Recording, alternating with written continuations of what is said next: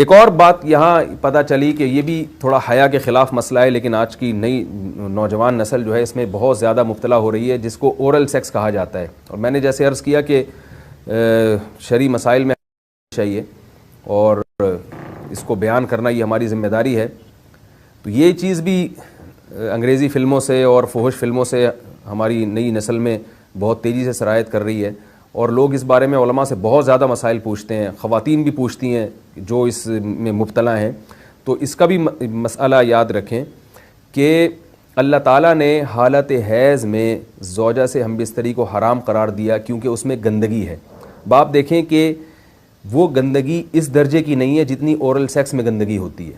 اگر اس میں ڈسچارج ہو جائے بندہ، انسان جو ہم بستری کرنے والا ہے زوجہ سے، وہ منہ میں ڈسچارج ہو جائے تو آپ سوچیں کہ اللہ تعالیٰ شرمگاہ کو گندگی سے بچا رہے ہیں، جس کی وجہ سے حیض کی حالت میں ہم بستری کو حرام قرار دیا. تو منہ جس سے انسان کھانا کھاتا ہے، جس سے کلمہ پڑھتا ہے، اور جو انسان کے جسم میں سب سے اشرف عضو ہے، سب سے زیادہ معزز اور مکرم عضو ہے، اس میں ایسی گندگی کو ڈالنا کہاں سے جائز ہو سکتا ہے، کہاں سے حلال ہو سکتا ہے؟ تو آج بعض متجدد قسم کے لوگ جو ہے نا اس کو حلال قرار دے رہے ہیں، تو یہ بالکل غلط ہے. تو یہ بات خوب ذہن میں رکھیں کہ اورل سیکس کے ذریعے اپنی خواہش کو پورا کرنا اس طور پر کہ ڈسچارج ہو جائے انسان عورت کے منہ میں، بیوی کے منہ میں، یہ بالکل حرام ہے، بالکل ناجائز ہے. کیونکہ منی ایک غلیظ اور ناپاک اور گندگی ہے اور ناپاک اور نجس چیز ہے. بعض حضرات یہ کہتے ہیں کہ منی پاک ہے، مگر یاد رکھیں منی کے پاک ہونے کے دلائل مضبوط نہیں ہیں، منی کے ناپاک ہونے کے دلائل بہت مضبوط ہیں. سب سے پہلی دلیل قرآن مجید میں آتا ہے الم نخلقکم من ماء مہین، ہم نے تمہیں غلیظ اور پلید پانی سے پیدا کیا، ذلیل پانی سے پیدا کیا ہے. تو اس میں بھی اشارہ ہے کہ منی ناپاک چیز ہے. دوسری بات یہ کہ حدیث میں آتا ہے کہ کنت افرق المنی من ثوب رسول اللہ صلی اللہ علیہ وسلم ثم یصلی فیہ. حضرت عائشہ رضی اللہ تعالیٰ عنہ فرماتی ہیں کہ رسول اللہ صلی اللہ علیہ وسلم کے کپڑوں پر اگر منی لگی ہوتی تھی، صحیح بخاری کی حدیث ہے، میں اس کو کھرچ کے صاف کرتی تھی، پھر آپ صلی اللہ علیہ وسلم اس میں نماز پڑھا کرتے تھے. اب بعض حضرات نے یہاں سے استدلال کیا ہے کہ منی اگر ناپاک ہوتی تو حضرت عائشہ اس کو دھوتی، کھرچ کے صاف کرنا اس کی علامت ہے کہ منی پاک ہے. لیکن یہ بات غلط ہے.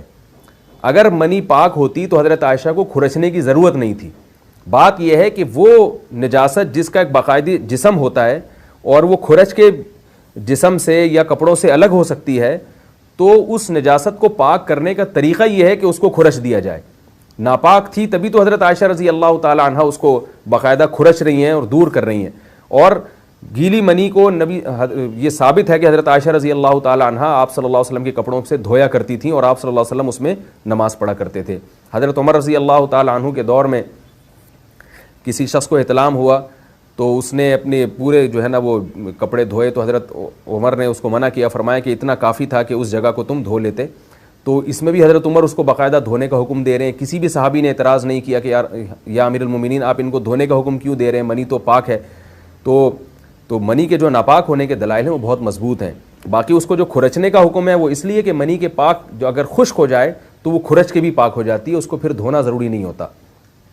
اس کی مثال ایسے جیسے حدیث میں آتا ہے، صحابہ کرام فرماتے ہیں کہ ہمارے تلواروں میں دشمن کا خون لگا ہوتا تھا تو ہم اس کو زمین پہ اچھی طرح رگڑ کے اسی کو لٹکا کے نماز پڑھتے تھے.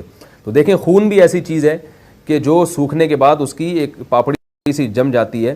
تو حالانکہ خون کو بھی ناپاک مانا جاتا ہے، جمہور علماء کے یہاں خون ناپاک چیز ہے، لیکن صحابی کیا کر رہے ہیں، اس کو رگڑ کے زمین پہ اور جو اس کو اچھی طرح رگڑ کے جب اس کا اثر زائل ہو گیا تو اسی کو لٹکا کے نماز پڑھ رہے ہیں.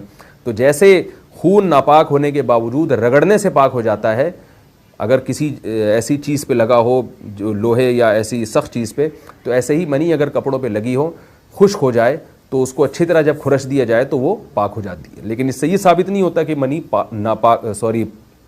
پہلے سے ہی پاک ہے.